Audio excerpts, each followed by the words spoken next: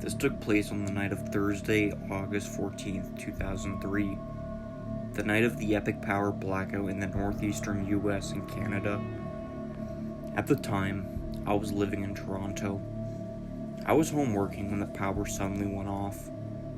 Seeing the traffic lights and chaos in the streets, I figured I had some time to kill and decided to go for a bike ride. At the time, I had no idea the power would be out for days. I just rode and rode, thinking I would turn for home when I saw that the power had come back on. So even as the sunset crept in, there was no power, so I just kept riding and riding. I wound up quite a long way from my house, and I came to this big park in the west end of Toronto. I was familiar with the roads that ran through it, but on this particular night with all the lights out, I lost my way. I ended up taking a wrong turn that brought me down a really steep hill. At the bottom, there were a few parking spots, but the only exit was a trail that ran along a line of trees, extending off into the silent distance. I turned around, intent on going back up, but seeing the massive hill awaiting me, I opted to check out the trail instead. The tree line extended along a wide clearing, and in the distance, I could see a city street. I decided to head off towards the street and start making my way back home. As soon as I started following the tree line, I noticed a solitary figure lurking up ahead, on the trail a few steps away from the trees. The second I saw him, warning bells went off. I thought about all the times I'd heard that empty parks in big cities at nights could be very dangerous places, but I convinced myself I was just being paranoid, that it was probably just someone out walking their dog, and what were the chances that anything was going to happen? 1 in a million? I really didn't feel like turning around and biking back up that massive hill, so I just kept going. Still, I had a bad gut feeling, so I worked up a good rate of speed as I approached the figure, just in case. It's a good thing I did. As I neared him, I pulled wide off the trail to go around him. He started shuffling in my direction, trying to cut me off. Instincts took over. I pulled even wider and started pedaling like crazy. He sprang at me as I passed him, muttering some angry-sounding but unintelligible curses at me as he dove and tried to knock me off my bike. Fortunately, I had cut out wide enough and was going fast enough that he missed. I motored like a madman towards the street, not daring to look back.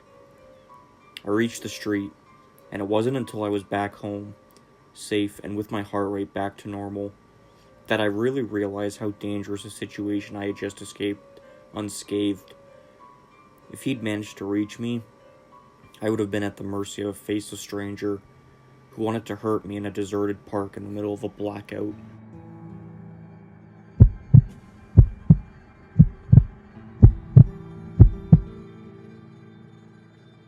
This story happened a few months after Hurricane Maria passed through Puerto Rico, leaving most of the island without power, water, and telephone systems.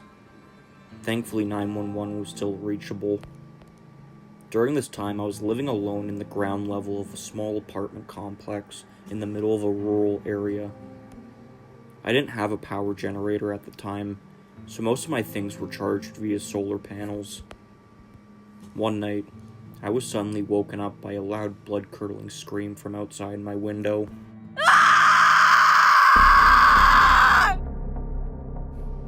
I thought it was a person needing help, but I quickly discovered it wasn't. At first, I heard the screams from afar, but then the screams became louder and louder until it reached one of my windows.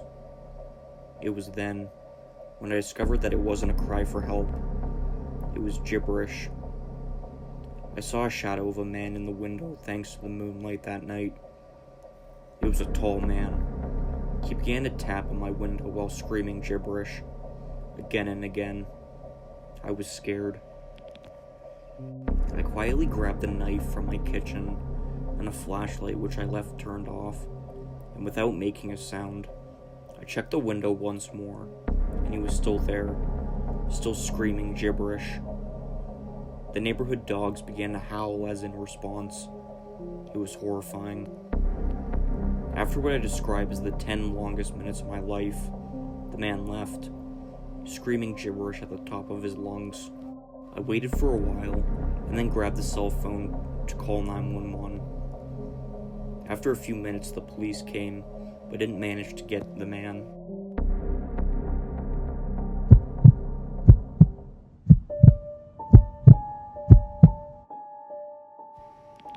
A couple years ago, I was living with 2 other roommates near the university. I was a freshman, and they were both a year ahead of me. The 3 of us got along pretty well, but while they were always out having fun late at night, I was the homebody of the 3. They would go out to campus events and parties, and I would always enjoy a little privacy at the apartment. We were living in a 2-story colony-style home on Loft Street. The house was painted blue and white, matching our school colors. Whenever my roommates were gone for a night, I would be home, doing my classwork or playing the Xbox. The guys wouldn't be home until really late, close to midnight. They left for a game at a stadium one night in late September, going into October. It was getting cold outside, and there was a noticeable draft in our apartment. They would be gone for several hours, while I got some quiet. I was playing Call of Duty when the blackout happened. One minute I was on a kill streak, and the next, my room was plunged into darkness. I was startled by the sudden power outage as I looked around my room. I took a second to calm myself down and looked outside my window. I pulled the curtains to find no other source of light on Loft Street. Likewise, the street lamps were also dead. There was no moon that night either. It was like the whole entire world had gone dark that night. Without any light, I was feeling panic creep into me again. At this point, my sense of hearing increased to make up for a lack of sight. From downstairs, I could hear the back door open with a long, almost deliberate creak. I was relieved at the idea of my roommates being home. I was feeling around for my door when I felt the knob in my hand. I was going to go downstairs to tell them what happened, but I didn't. Instead, I turned the deadbolt and locked myself inside. Downstairs, I heard heavy footsteps walk around. I couldn't understand at the time why I was staying so quiet, or why I locked the door. It was my roommates, right? Then it hit me, and fear was gripping my heart. My roommates were never this quiet when coming home. They would always barge through the front door, whooping and hollering about the fun they had. They would even shout out my name, just to try to annoy me. I turned my back to the door and slammed my body against the wooden surface. I made a louder sound than I meant to. The footsteps downstairs stopped for a time. Whoever was down there must have heard me. Then they started up again, this time coming up the stairs. I heard each loud thud of boots walking up each step, getting closer and closer to my floor, and then finally stopping just outside my door. Even in that cold room, I was sweating profusely. I took light, shallow breaths, trying to be as quiet as possible. The intruder was still behind my bedroom door, never making a sound. I stood there for an indeterminate length of time. I was feeling uncomfortable from standing for what was feeling like hours. Did the intruder know I was there? What were they doing? Just standing there while not making a sound? I couldn't find a way out of my room with it being so dark. My eyes began to focus on the window, leading to a 2-story drop to the driveway below. I was desperate enough to fly out that way and take my chances with the pavement. But was this what the intruder wanted? Were they waiting for me to make some kind of noise and break in? Maybe. At any time, they could just break down the door. I had to leave before they had that idea. I walked away from the door, trying to stay quiet. I had reached the window and opened it when I heard the footsteps start again. this time leaving my hallway and down the stairs. I heard a slight but very noticeable click from the door downstairs.